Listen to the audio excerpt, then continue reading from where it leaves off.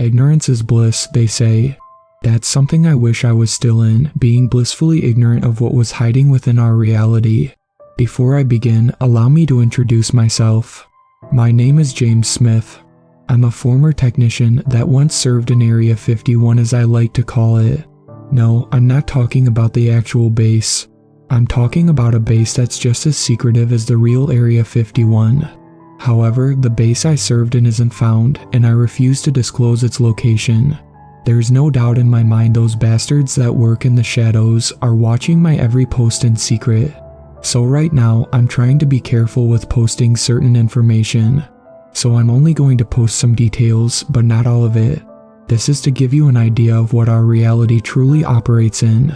You see, if you read the title, then I'll confirm it for you. Yes, there are aliens walking among us. No, it isn't some body snatcher or some random shape-shifting reptilian entity. No, these entities come to this planet in two ways. They have incarnated on this world as human beings. Most of them go into positions of power, while others, just like us, incarnate here for the sake of experiencing physicality, or worse, to be kept as a slave, bound to this world like most of us. They are currently present and are likely watching you read this, but are operating in a different plane of existence. This is a plane we know of as the astral plane.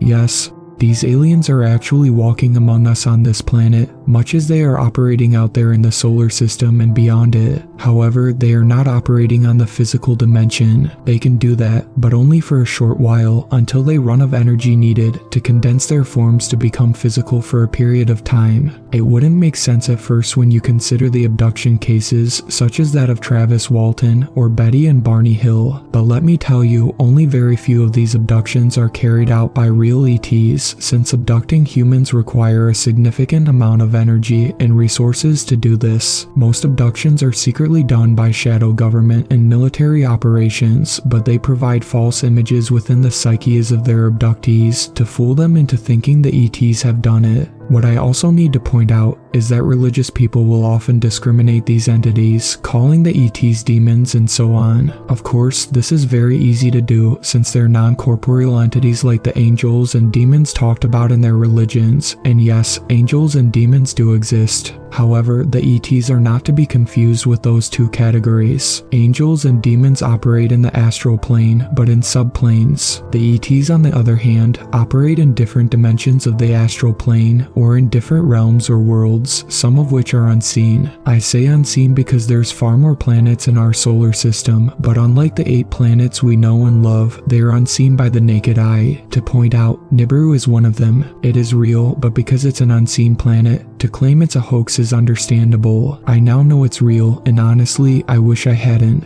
I can't bear to live with the fact we are living in an empty space where life exists in ways we fail to understand or comprehend. I used to be one of those atheist types, believing that this life is the only life, and when you die, that's it. There is no afterlife, no heaven or hell, none of that. But now, I fear that ETs will come for me after I die and snatch my soul away through tricks or traps. Of course, I worked in a top secret facility and I saw some things that were out of the ordinary too, but wasn't enough to say the afterlife exists, or that there's other planes of existence, one of which our souls go into after they leave our bodies, that being the astral plane. But you might be wondering, how did I come to know all about this? Let's just say there was an experiment that was taking place which piqued my interest. The reason for this is because the experiment involved crossing over into the astral plane, and there's a machine that assists the person into commencing astral projection. No, the person doesn't die in the experiment.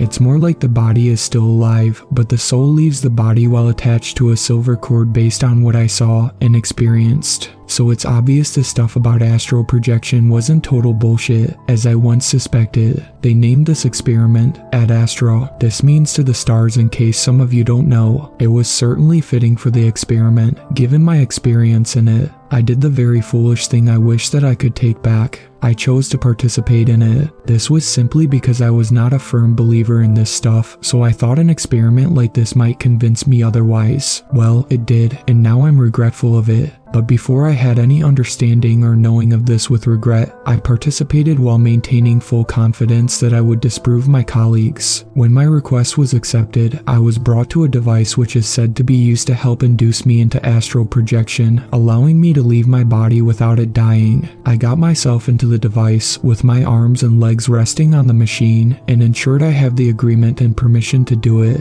Once they got my permission and agreement, a small, dome-shaped device was placed on my head. I just laid there on the bed of the device, waiting for a few minutes as the doctors and colleagues were working on the device. But once it started, the device made a strange electronic noise, and I suddenly felt this strange sensation over my head. After a few moments of waiting, one of the doctors grabbed onto a small lever attached to the device, pulling it down with ease. Shortly after that, my body began to feel sleepy, and I also felt very strange from the sensation. Eventually, my body passed out, and after a few moments, I opened my eyes and looked down, only to see my body laying there. I could also see what looked like a strange silver cord that was attached to me from my body, and I suddenly had this understanding that the body and my soul were still linked together. I also understood that even though I'm not dead, my soul was out, and I was able to roam around freely in a different plane. Is this what astral projection is about? I asked, now understanding what alleged astral projectors were talking about.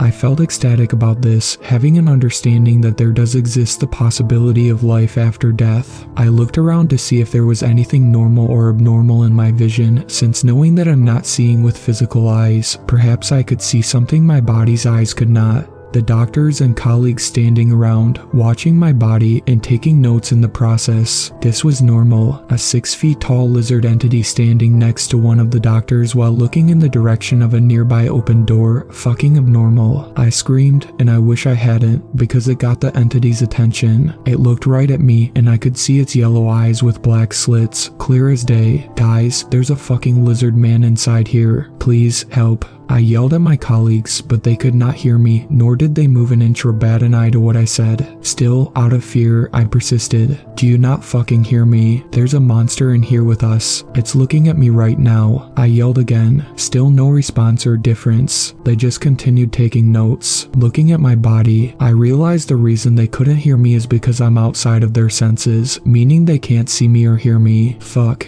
I yelled to myself, knowing that it's hopeless. I'm stuck in the astral plane, with the 6 feet tall thing still staring at me, and I looked back at it, fearing what it might do now that it sees me. However, after a few moments of staring at each other, it just turned its head back to the direction it previously faced. This didn't last long, because after a few more moments have passed, it turned and walked toward the break room. I followed it, and as I went through the door, I saw it walk towards one of my colleagues. I then noticed it steal a slice of pizza before my colleague sat down to eat it. I yelled at my colleague, telling him that the entity stole his pizza, but he didn't respond. Instead, I saw his hand reach down where the slice had been, and as I looked to it, I was shocked to see that the slice of pizza was still there. But when I turned to look at the entity, I could see it was eating the pizza while my colleague was eating it too. That didn't make any sense. How? The only way was to try it out. I went to another plate of pizza left by my other colleague and grabbed it. When I did, I ate the pizza, and the moment I looked down at the plate, it's as if the slice was still there, yet I'm holding a slice in my hand. That experience made me confused, wondering how that was supposed to work. I half expected all of my colleagues to see a floating pizza, but that didn't happen. Instead, I just took a slice of pizza, yet at the same time, I never took it. One theory I had in mind was that I just took a slice of pizza, and as a result, a slice manifested in its astral form upon my touching it, but its physical form still remains in place. But as I finished contemplating this experience, I turned back to the entity only to see it form a glowing ball of light above its palm. How is it doing that? I asked myself while observing it, but as quickly as I took notice of this, the entity stopped and turned, walking away from view into another room. I chose not to follow it this time and try to figure out what it did out of curiosity. I took out my palm, hoping to see if a ball of light would manifest just like that. As I did, nothing so far had happened. That's when I had this strange feeling deep within myself, as if something is pressing onto me, trying to get my attention. I don't know how it happened, but 2 words came to mind, and they were clear: thought, intent. I'll never forget those 2 words that were clear and plain, and it meant that in order to manifest that same ball of light, I had to use my thought and intention for it. By thought, it meant using imagination and creativity mixed with the intent to make it manifest above my palm. When I did, I noticed a small, glowing ball of blue light suddenly forming above my palm. The intriguing thing about this is that I did imagine the color of the glowing ball would be blue, and that's what it came out to be. Now, having an understanding of this, I decide to experiment on this a little more. I use my creative imagination and intent to make this ball of light change color and become brighter. As I did, it happened. It changed to my favorite color green, and it brightened in accordance to how I thought it would brighten. So many questions and concerns flooded my mind, trying to make sense of what I was doing. I started to ask myself so many questions. 2 of them I'll share since they were the most interesting to ponder on. Was this how the universe was created? Why can't we do this in the physical world, but in the astral plane? You ask many questions. I immediately heard another voice speak to me, and I felt as if someone spoke to me directly. I started to feel joyful, thinking it was one of my colleagues. But the moment I turned to see who it was, my joy turned into full-blown terror. It wasn't my colleague as I hoped. It was the lizard entity. It was standing closer to me now, and I could see its face more clearly. It was looking directly at me. I asked myself if it was speaking to me, and that's when I heard it reply to me without using its mouth. Yes, I am speaking to you. I wanted to scream and run, but then I heard it again. Why are you afraid? Do you fear me? I struggled to speak to it, trying to answer its question without freaking out. After a few moments, the fear slowly went away, and I could finally speak. Yes, I am. I do fear you. Who are you? Why are you here? I asked. Then it gave me a direct answer, one that made me feel uncomfortable. I would be more afraid than you. Your appearances repulse me. You all look hideous to me, much as I do to you. But unlike you, I learned to tolerate it. I'm here because you all have this facility above my home. I am here observing the progress of your species. I have been here longer than you have started working. Now knowing this, none of us along with myself had any idea that this entity was in here with us, and it was observing what we do here. I recall what it was doing and decided to ask it, "Hey, what were you staring at earlier?" When I got out of my body and looked around, I noticed your presence and you were looking in the direction of another room. What were you looking at? I asked that question, and soon as I did, that entity probably understood what I was talking about as it replied to me, "There is a female of your species crying. None of you could see her or hear her, let alone see or hear me." Upon listening to this, I was surprised to hear that we have a colleague that's crying, but no one gives a damn for some reason. That's when I decided to take a look for myself. After I finally got close to the door, I could hear crying sounds coming from the room. I decided to take a look to help my colleague and see what's wrong. However, the moment I saw her crying, my jaw dropped. How could she still be here? It didn't make any sense. She had been dead for over 2 years, so I was left puzzled as to why she is still here with us. But then I recalled that I'm in the astral plane, which could be the explanation why. Still, I needed answers. "Hello," I asked, calling out to her. Even though she was still crying, she responded to my call. But the moment she removed her hands from her crying eyes, I felt a cold grip of fear shoot through me. She didn't have any eyes, and she was crying blood. Even more terrifying was the fact she could see me. I tried to keep myself together without the need to panic and run away, and wanted to ask if she was in trouble or she needed help. "What's wrong?" I asked her. When she responded, my bones chilled to the core. "They killed me, a group of them. They drowned me in the pool in my backyard," she said. From what I was told, she died because of a drowning accident in her backyard. But according to her spirit, it wasn't an accident. A group of men came to her house to kill her, but why? I needed to ask. "Who killed you? Robbers? Thugs?" I asked, trying to find answers. "No, they were agents. They were sent to kill me. One of them said I spoke too much," she said, and I felt terror once again. According to her, she was silenced for speaking out. I wanted to help her, so I approached her. However, she got angry and told me to leave her alone before she sat in the corner, crying to herself. I turned away and headed back, only to see the lizard entity just standing there a few feet away. "What did you learn?" It asked me that question, and I told him she died after being killed by a group of agents, yet we were told her death was caused by a drowning accident. However, it gave me a strange answer. She's not dead. She just left her physical body behind. That unnerved me, but it made sense considering the fact I was out of my body. But unlike them, my physical body and astral body were attached to each other through a silver cord.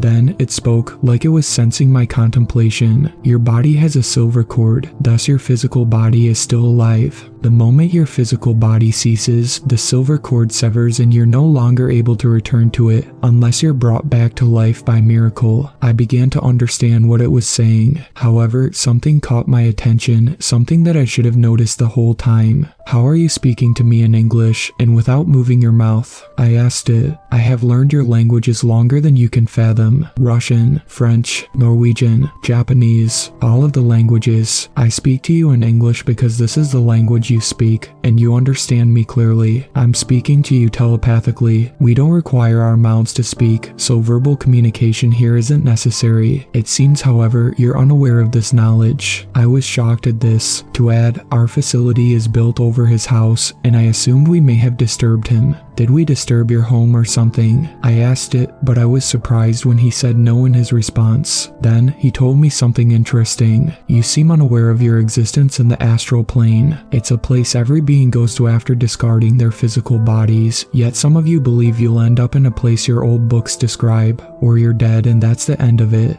The latter is a foolish belief to consider, perhaps from the minds of those who fear what's awaiting them once they leave their physical bodies behind. I admit I was interested, but also terrified of the fact that it's true. The fact that we still continue on in the existence even after losing our physical bodies is a terrifying aspect. Why? Because I assumed this could also mean heaven and hell must be real, and if God is real, will he punish me for my disbelief? I spoke up in response to his statement. I would be afraid too, knowing there exists a God out there, one that would send even innocent souls into hell just for not putting their faith or belief in him, or not accepting his son. That would make our lives nothing more than a cruel joke, I told him, but then he gave a laughing sound in a response. You humans have a tendency to believe that's what will happen to you. If this were true after all, I should be in one of those places, and so should your colleague who left her body. But in truth, you believe the lies of ancient kings and priesthoods, who use such trickeries to keep you ignorant and under their control. From what I can sense in your fears, the tricks are still at play. Then what happens to us after we die, actually? What really happens to us? I asked, trying to get the answers we ask ourselves from time to time. Then it replied,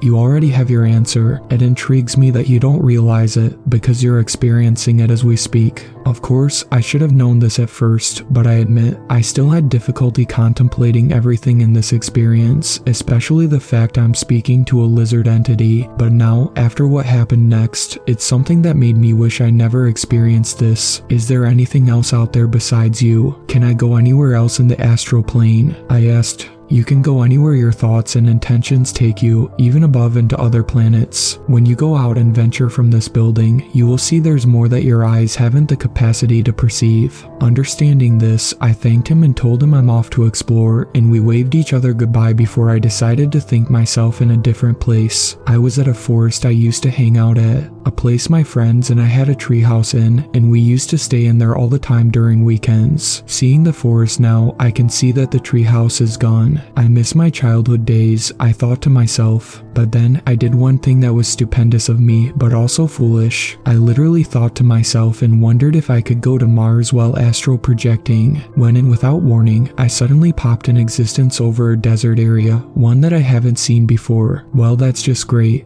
I said to myself, not realizing where I actually ended up until I looked up at the sky, only to see two unidentified flying objects hovering over me. But shortly after I looked at them, they both flew away, and I was relieved. However, the moment I continued to look at them, I saw them descend over a mountainous area, and when my eyes kept following the descent of the objects, my eyes then caught something metallic and shining on one of the mountains. I decided to think myself close to the object, and when I did, a cold chill shot through me. It was one of the rovers, one sent by NASA decades ago, to Mars. That's when I understood I was not on Earth. I slowly began to panic, not thinking clearly of the matter, terrified over the fact I'm on what we call the red planet. I should have thought myself back to Earth when I had the chance, but my mind wasn't focused on that, but rather so many thoughts plagued my mind as to why I'm here. But then I also realized something. I was on Mars, but I was still alive and okay, and I believed once again it was because I was in my astral body. Had I been in my physical body, I would suffocate and die, so this is what it's like. I thought to myself, being on Mars. My terror slowly turned to wonder with a mix of excitement, believing I could travel the cosmos like this even without worrying so much about atmospheric pressures and lack of oxygen. But now I also understood wishful desires can manifest at any time, even without intent. Still, I needed to be careful about this. I decided to think myself able to fly around, and as I did, I began to experiment more with this ability. I became more excited, having the chance to explore this planet without having to be part of a NASA team or in an astronaut suit. But sadly, my joy didn't last long. While I was flying, I came upon what appeared to be large buildings in the distance. I let my curiosity get the better of me and decided to take a closer look. But just as I got a closer look, something was off. The place looked like it was futuristic, but it wasn't the thing that got my attention. What did was seeing human beings inhabiting the place, and none of them wore a suit to handle the environment. One man came out of a building, also without a suit, and he looked to be talking to someone following him. The moment that someone came out, I was astonished. It was a gray alien, short in height, but was speaking to the man. The alien spoke a language that I couldn't understand, but this was no problem for the man since it looked like he could understand it. Then, all of a sudden, they both turned their heads to look in my direction. That's when the other guys did the same. I heard one of them say without moving his lips, "You're not authorized to be here." I panicked, and I wanted to get away from them. Some of the men started flying towards me, and this caused me to feel more chills. Out of desperation, I thought myself to be as far away from those guys as possible, and suddenly, I found myself in space. I looked around, and was relieved to see I was not on Mars anymore. However, I noticed what looked like a small dwarf planet at first, but my mind then registered it, and I realized I was looking at the once ninth planet, Pluto. Well, I got far away from the men at least, only not in the way I expected.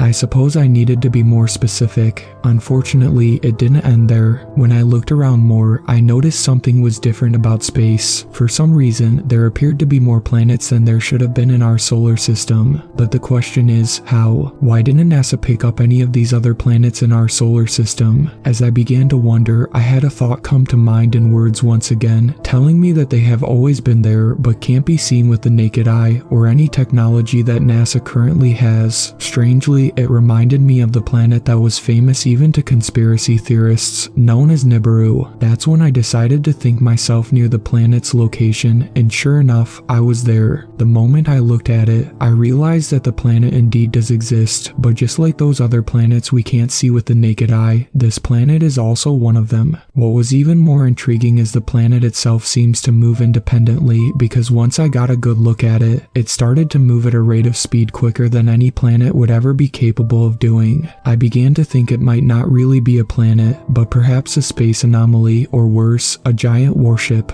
As it moved away, I chose not to follow it, thinking it could be the latter. Thus, I decided to continue looking on. But the more I looked, the stranger the experience got. There wasn't just planets that are unseen, but even stars in our solar system too are unseen. This is because I saw an unseen brown dwarf star sitting close to one of the unseen planets. However, the planet didn't appear to be burning up, nor pulled in by the magnetic force of the star. Even more intriguing was seeing several ships flying towards that planet. I was amazed at this, but also terrified. I had hoped that things wouldn't take a turn to that direction, but unfortunately, this is the moment where I was wrong. As I was looking around, a flash of white light appeared close to me. I turned to look at it, and right at that moment, I felt bliss flow through me. I could feel something was drawing me inside of it, like it wanted me to come in, giving me these feelings of love and bliss, promises of unconditional love, with no need to worry about world problems. It was as if I wanted to go into it, to relieve myself of all the pain and suffering I endured throughout my life. But as I got closer, I was shot back into this world. I woke up on the bed, and I was informed that the experiment was over and was told to debrief of my experiences to my superiors. I told them of my experiences, but I didn't bother to tell them about my trip to Mars, what I saw there, along with my trip to Pluto, and seeing that white light. I lied, saying I was just busy roaming around the Earth during my time in the astral plane. I was lucky enough they believed it, but I told them I did not want to experience it again, and I partially lied by saying I couldn't comprehend it. Unfortunately, Lady Luck wasn't on my side for long. Just 2 days after that initial experiment, I was visited by high-ranking military officers, some of them with suits I never saw before. Could they be top secret? Well, I assume they have to be ever since the meeting I had with them. But before that, they came into my office while I was working on some documents to send to the facility manager. One of them came up behind me and stuck a needle in my neck, and that's when I suddenly felt dizzy before I passed out. I don't know how long I was out, but soon as I woke up, I realized I was sitting in front of a table, tied to a chair. One of the military personnel was watching me on the other side, and soon as he noticed I was waking up, he smiled from what I could tell. "Good, you're awake. I'll go fetch our boss. Stay put," he said while I was slowly becoming aware. As soon as the tranquilizer's effect ended, my vision became clear and I realized I was in a room I never saw before. I've been at the facility long enough to know all the rooms, and I never saw this one. I'm guessing they took me to a different place. After a few moments, the military personnel came in the room and I could hear footsteps behind him. But the moment the other guy entered, I was shocked. This was the man that was on Mars, the man that was talking to the gray alien. I realized this meant I was busted. The man then took a seat in front of me while smoking a cigar before he put it out with his boot and put it on the table before speaking to me. "Do you want to know how we found you?" he asked. "I guess you saw my face and I was astral projecting," I told him, but he laughed at that. "You would be correct if not for the suit you wore during your little projection experience," he told me before continuing. "Normally I would have my boys track you through your phone or computer, even the computer camera would give you away. You can even install the latest anti-hacking software and that would still be useless against us. But we didn't, nor did we need to. All it took was a suit you had on, and the moment I saw the sigil on your suit, I recognized what facility and department you came from, and one look at your records and what the guys at the facility told me,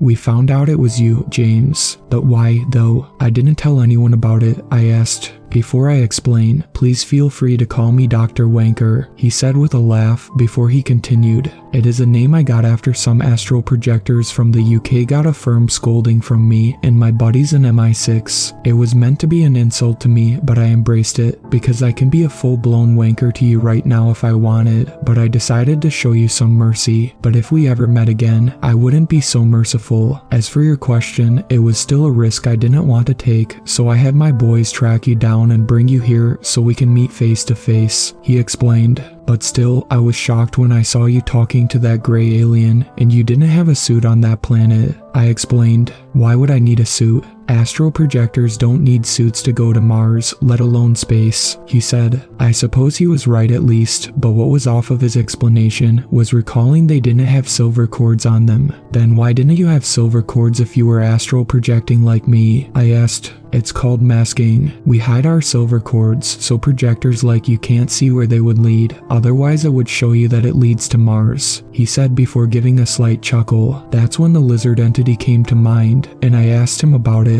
"What about the lizard being? Surely you must have known about him too, right?" I asked. "Ah, so you met Sargsul," he said. "Sargsul," I asked. "That's his name. He and I made an agreement that if we're to build that facility above his home, since it was the ideal location to do experiments, he would have the right to observe and monitor our progress," he explained. "Ideal location?" I asked. Of course, I needed to make sure that none of those conspiracy theory bastards would ever find out the location of our facility, and that's when we met him. Of course, he protested at first, but he agreed eventually with the terms. He said, "However, I also recalled my meeting with our dead co-worker. What about my other co-worker, the one who drowned in the pool? She told me agents killed her." I said. That's when he gave me a cold, stern sentence. "That's where you'll end up if you speak too much. I once put my faith in her, but now she became too much trouble, so my boys did what had to be done." He told me, "You mean you killed her?" I yelled in a fit of anger. I got a scolding from the other personnel for that.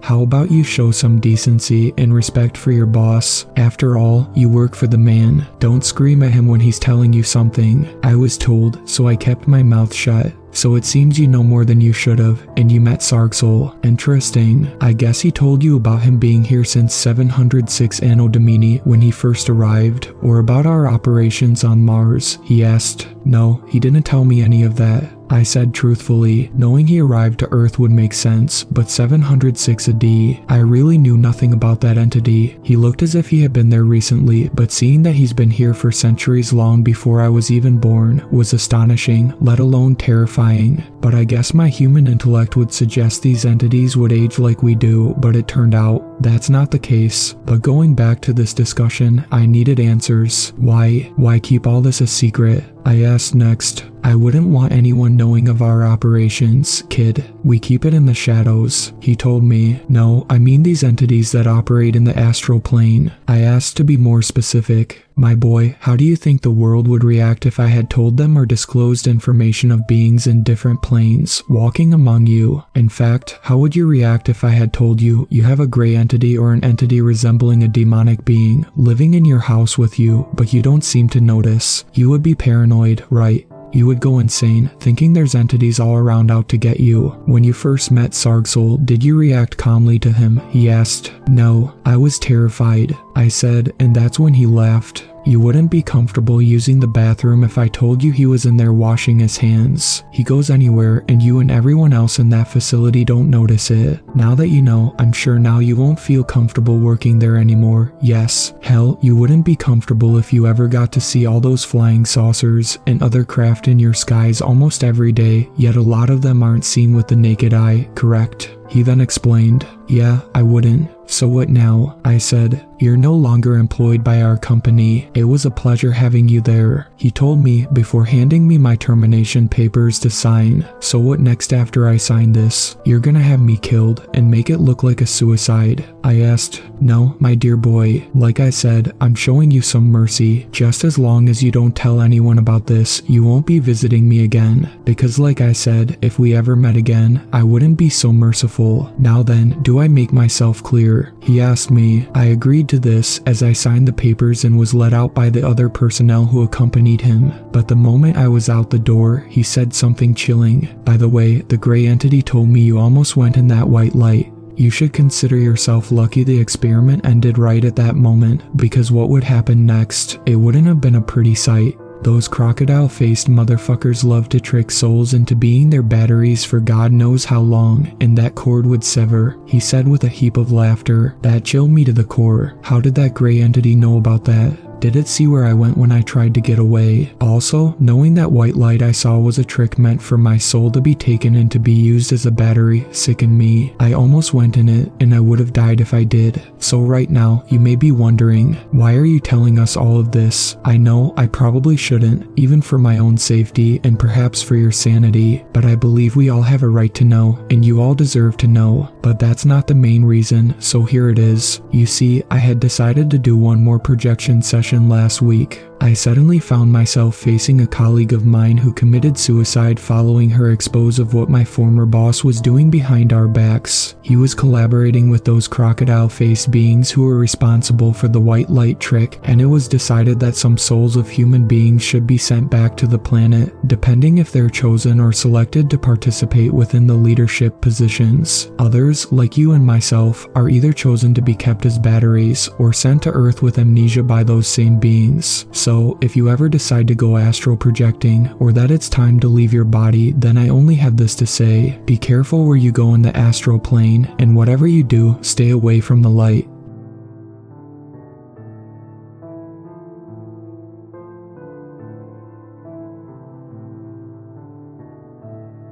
Thank you to my superfans, Sweet Black Swan, Tacey, and Brooklyn. I really appreciate you guys supporting my channel, and I look forward to making more content for everyone.